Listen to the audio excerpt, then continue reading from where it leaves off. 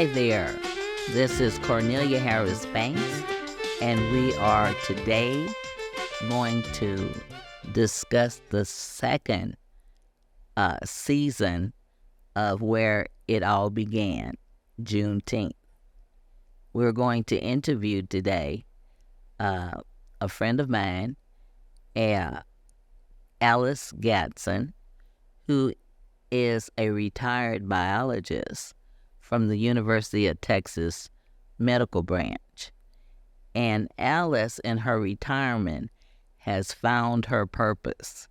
She has actually enjoyed looking and researching to help us understand the past and what has happened in Galveston, Texas, especially with the African Americans. Alice. Yes. Glad to see you. Thank you for inviting me. Look, I know that you are on one of our committees of the Historical Foundation. Now, can you tell us a little bit about that? Well, I'm a member of the Galveston Historical Foundation, and we have different subgroups. I'm a member of the African American Heritage Committee, part of the Galveston Historical Foundation. We do a lot of research on Galvestonians, what's going on in Galveston.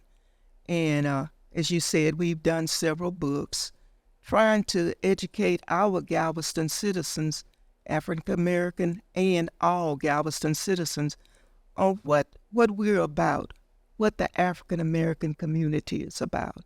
So that's one of our main goals right now, and it's ongoing. We're trying to raise money to restore and upkeep the Rosewood Cemetery. And that's located about 63rd and Seawall, I think. 63rd, right on the road next to Golden Corral. We need money, so we've done these research and produced these books helping to support Rosewood. Right now we have a big drainage project going on and should be completed. I think it's completed probably, maybe now, but for sure by the end of April this month. So, can people go there now? Yes, the road is open. You can go there, and it's you can drive and get out, and you can go walk the cemetery, but it is open for you to see. It's probably in the middle of hotels on each side of it, but it is open, and you'll see old headstones, some broken, some real in good shape, and others in not so good shape. But I think the last body entered there was in 1914, I believe. The last body entered there. And this was a cemetery that, as we all know, one of the owners was Mr. T.D. Armstrong. And they eventually sold it off and stopped. As I said, the last body, I think, was 1914. Wow, that's exciting to know. Yeah. And have any of the families been contacted? We have contacted some families. We have a list. And you can go on Galveston Historical Foundation's website. They have a list of families buried there. Oh, and there are probably over 400 about 400 names on that list. Wow, Yeah. that's exciting. Now, the 3 books that you guys have done, what was the first one? African Americans of Galveston. And and then the second one. The second one, Restaurants of Galveston, Lost Restaurants of Galveston. Lost Restaurants of Galveston, and I thought I had the book. Right. Well, I can get them later and get a picture so everybody can see the ones that we have, because Ms. Boudreaux came and discussed. Yeah, Tommy. some Tommy of and the I did books. the first book, Okay. African Americans of Galveston. The second book, there were 4 of us. Ella Lewis, Greg, what's Greg's last name? Greg and Tommy and me, Alice. Wow. And now you have the third book. The third book, Galveston's Juneteenth Story, is housed in the 1859 Ashton Villa Carriage House, and that's located about, 22nd or 23rd and Broadway. And it's open Thursday, Friday, Saturday, and Sunday. And you can't, if you're interested during the week, bringing a group, they will arrange for you to do that. Now, Alice, in the Ashton Villa, the book has to do with the exhibit. Can you tell me about the exhibit? Yes, the exhibit displays numerous digital touch points and stories from local citizens, and it's about an hour exhibit. You go, you can view different maps, hear different slave songs and narratives from the Library of Congress. And we also have books. This particular book, Galveston's Juneteenth Story, about this exhibit, and Still We Rise. So this book this book takes up where the exhibit leaves off, because there was so much to display that should have been displayed in this exhibit, and we didn't have enough room to do it. So we thought, in producing this book, this would give you all of the extra stuff that we had done and found. It could be found in this book, along with everything that's there now. In reading the book, I was just absolutely excited about different areas. Example, as we have gone through school and been in other groups, we've talked about the Underground Railroad, and we know that the Underground Railroad was going north. That's right. And so we all have always talked about Harriet Tubman and how the railroad ran. But in your book, you wrote about the Underground Railroad of the South. South, right. Oh my gosh, that was just exciting to me. So can you tell everybody about that? Well, just a little bit. The Underground Railroad South, like you said, we all know Harriet Tubman. She was good. But we didn't have Harriet Tubmans down here. We had maybe individuals saying, "We leaving at such time. If you want to go, let's go." They stole horses, clothes, and they rode horseback, a lot of them on the coast. From the coast, say Matagorda, Brazoria, along that line, they rode horseback to the Rio Grande. It wasn't a pretty sight. They had to endure snakes and animals, and of course for the women and children it was hard. But most of the men did escape to the Rio Grande to go over to Mexico. Now, wasn't it something about sailors and boats? Oh yeah, say yes. Galveston being a port city, there were a lot of stowaways. They might even, which let me just back up and say that the captains and the sailors on the boat, they pretty much helped them out.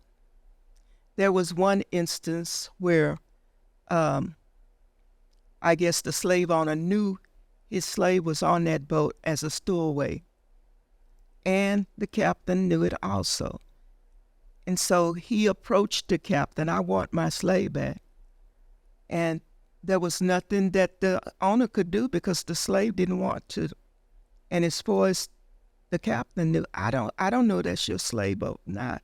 All I know is this is someone on the boat, and that he didn't have to get off, and he did. So there you go. Wow, that's exciting. That's something in history that now we know. Yeah, I'm going to tell you also, along the Matagorda and Brazos, there was one instance where this guy they caught him in a little skip, little boat. Uh-huh. And I guess, what do you call the guy, the people that's the slave? Oh, owner, not the slave owner. No, but one they that was- out looking for the slaves. Uh-huh. So they came up on this guy on a bank. He said that he had gotten lost.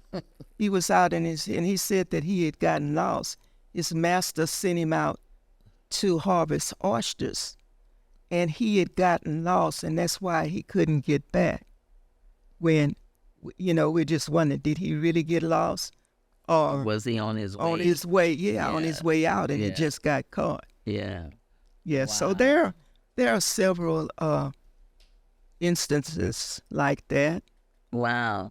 And another one had to do with black codes. Oh, the black codes. Well, yeah, the black codes. The black codes, they did rely heavily on the black Codes Yeah. that would give them some kind of Which way to go? signal how to The get. stars, and the different wordings. Yes, there were black codes Right. that got them through. The other is one of the stories in the book. We have a very famous person in Galveston that we all talk about. His name was Norris Wright Cuny. Number one, Norris Wright Cuny was the actually first city council member, Right. African American, and he was at that time they called him alderman. Right. Then he was very instrumental with the longshoremen or Right. The stevedores screwmen. The or screwmen. screwmen in order to make sure that they were able to do the work that they did and get paid properly. Right. And so one of the things that is interesting too about the screwmen and the people that they celebrated Juneteenth. Oh, yeah. They celebrated Juneteenth. They got a holiday They got when people weren't having holidays, but they would not work unless they had that holiday. and they celebrated at the Screwman's Park, which I think was somewhere on Avenue Q, in the probably the area 36 or 37. But anyway, they had A park for them. Screwman's Park. Wow. Well, I know there's a story in there that you tell about Wright Cuny's daughter. Yeah, one of His my family was really they were prominent. prominent, and his daughter graduated from Central, the old Central. Yeah, the old Central. And she studied piano at the New England Conservatory of Music in Boston, Massachusetts. Her father was good in music, and mom was good in music, which made the kids that she had a brother. She and her brother, they enjoyed music. So that was one reason Maud studied music. And so that was her name, Maud. Maud Cuny. Oh, that was her name, yes. Maud Cuny. So, as I said, Maud graduated from Central, and when it was time to go off to college, she attended college, and one thing that kind of stood out, when Maud got to college, she lived in a dorm, but there were a couple of white girls that didn't think that she should be living in the dorm. She and another African-American student, they went to the administrators and said that they didn't want them. And the administrator said, well, we can't do that. But knowing probably their money situation compared to Maud's, the administrators did approach Maud and said, we can't guarantee your safety. And they asked her and her friend if they would maybe move in an apartment somewhere. Maud decided that she would talk it over with her dad and see just what he said. And she didn't really want to do it. And so Dad left it up to her. She went back to the administrators and told them, no, she was not moving. She was going to stay, and she did. And in the meantime, Dad went to those administrators and reprimanded them for following what the other girls, following their lead instead of doing what was right. And he just thought it was his duty to go and get them told about it. In fact, he was the first representative in Texas. That's right. He was one of the first representatives, so he was never fearful. Oh, no, not at all. Of anything that he approached. This is the way he raised his son and daughter. So Maud she was just as strong as her dad. That she could, now the other student left, but Maud didn't. She was her dad's child.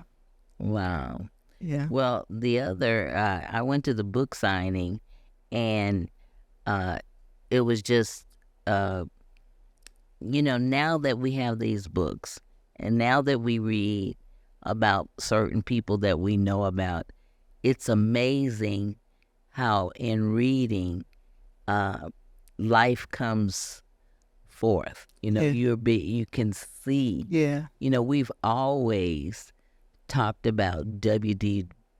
Du Bois. We know that Prairie View University was a land grant university. And so it was really cute when you told me about the fact that Maud, and this is one of those things that happen. A lot of times when African American, their skin tone was different, was lighter, mulatto, or whatever, however at that time they were talked about.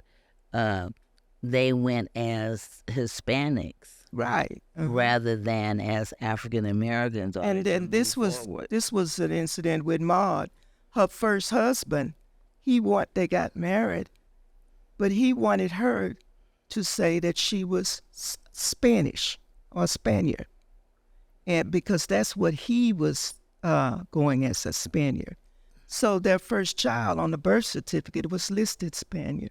She was most uncomfortable with this, and they eventually, because this wasn't the way she was brought up, this wasn't her belief, So eventually she was uncomfortable, and she left him with her child. She took her child and she left him. And at this time, she took a position at Prairie View College.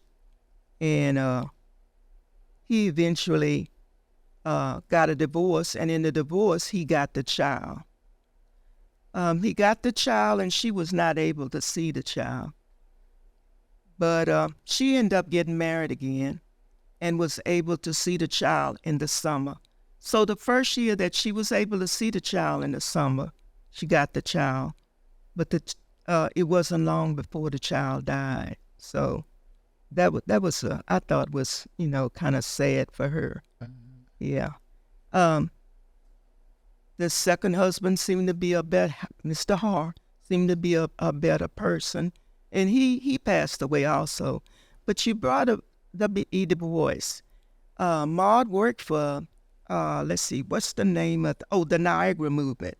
The Niagara Movement was established in 1907, and it was a black civil rights organization, later known as the NAACP. Wow. So Maud did the crisis. We are members of the NAACP, and if you're members, you got the Crisis magazine every month. Yes. So Maud was an editor on the Crisis magazine, and as you said, Maud and W. Du Bois were engaged. They worked together with this Niagara movement, and it was a story that touched my heart.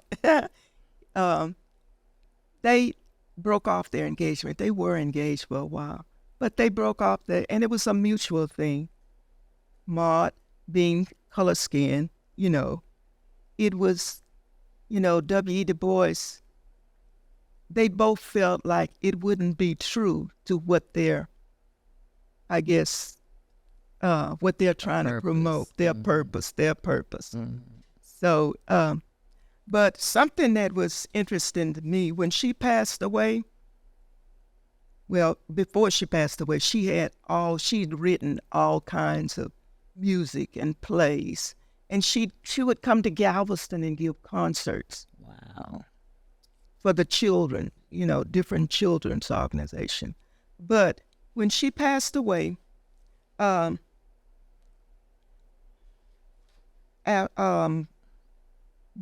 Du Bois had this to say: Maud Cuny was the bravest woman I have ever known. For those born in adversity, fighting fate becomes a habit rather than virtue. But when one is born to the purple and is first in midlife overwhelmed by successive and relentless blows of every kind of cruelty and adversity, then to keep one's chin up, the eye unflinching, and the courage unfaltering, calls for the sort of soul men seldom see. And so that just lets me know that she went through a lot. But just as strong as her father, she stood up to what was going on. Well, I really want to thank you and Tommy and Ella and the gentleman, Greg Stanford, mm-hmm. for helping us to know the history of Galveston and people who have been important. The first one that you guys did, which is African Americans in Galveston, hold this up. And then the second one had to do with restaurants, because we have some good food in Galveston. We've lost good restaurants, and we just thought, this is worth. Yeah, talking about Allens. Yes, the Allens. Yes, they had the Allens. Right. Well, we're going to get to meet some of these people who are in these books. At least their children. Yes. So that we can go, and that's why I wanted everybody to know about the books, because you can get them. You can call and get the books. You can get the book. You can go online to Galveston Historical Foundation's website and order the book, or you can go to Bishop's Palace in the bottom of the building at their bookstore, and they have books there. And I think Moody Mansion has a bookstore now, and the books are located in their bookstore. And I think they're around $25, $30. $25. The latest one, And Still We Rise, that one is $27, and the other two are $21.95. Well, look, we have all the information that you need to know. You can read about it. You can look on the podcast. and know that Galveston Island, Texas is where it all began. Thank you, Alice. You're welcome. It was a pleasure.